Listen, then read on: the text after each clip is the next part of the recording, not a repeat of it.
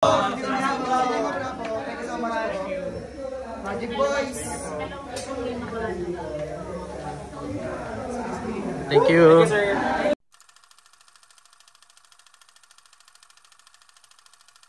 Hi, shoutout sa Cinema Bravo followers from the Magic Boys.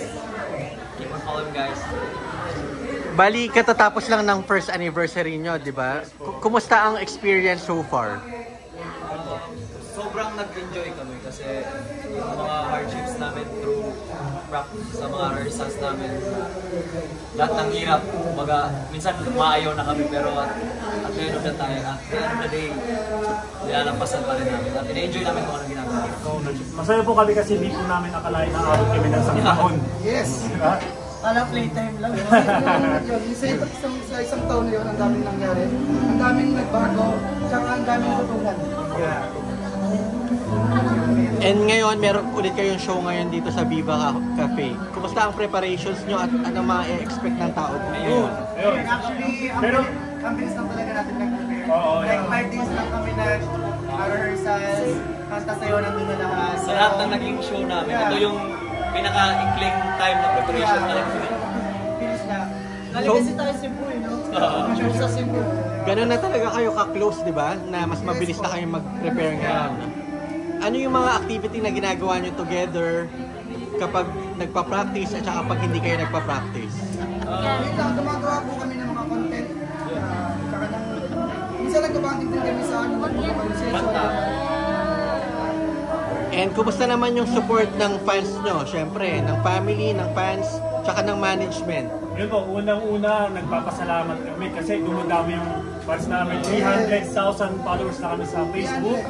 Tapos, ano ba? Kaya syempre sa management, kahit na may sometimes medyo mali-mali kayo, pero mahal pa rin niya kami kahit na gano'n. Siyempre patuloy pa rin namin siyang sinusuportahan. Siya pa rin naman patuloy pa rin namin sinusuportahan. Yes, ay! Kanyang alaga ng Magic Boys. And syempre ang family nyo rin. Yes po, of course, the family po. Supporting us po. They keep praying us po na maganda po yung mga shows namin, kakalabasan ng performance, yan. Nagpapahinga pa ba kayo? Kasi di ba may Wala. May mga out of towns kayo, then yung sa inyo nagpipiba maps pa. Wala nagpapahinga sa pamilya nito. Kaya nga, konti lang po yung preparation namin kasi dire-diretso yung activity namin. Siyempre po, nag-thanks God kami kasi kahit paano, mayroon kami mga project. Onti-onti, diba? Walang kahit sobrang Kahit na sobrang bago lang po kami, isang taon pa lang kami, sobrang dami na naka-escape na project namin. Sobrang papasalamat po kami. Ano ba yung mga i-expect ng tao sa inyo moving forward? Ayun, bago naman ulit.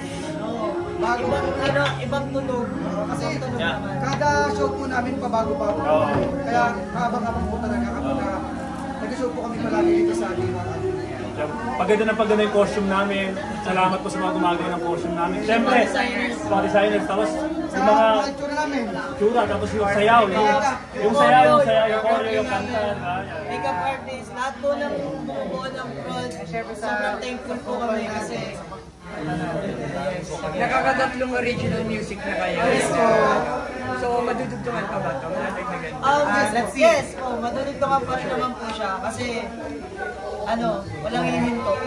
Yes! Kasi sunod na tayo na so tuloy-tuloy na to. Tuloy-tuloy na to. Walang titigil. Walang titigil. Marami pa pong aabangan sa mga Magic Boys. So sa mga followers po, keep on following us para malaman nyo yung mga updates sa amin. So, yes!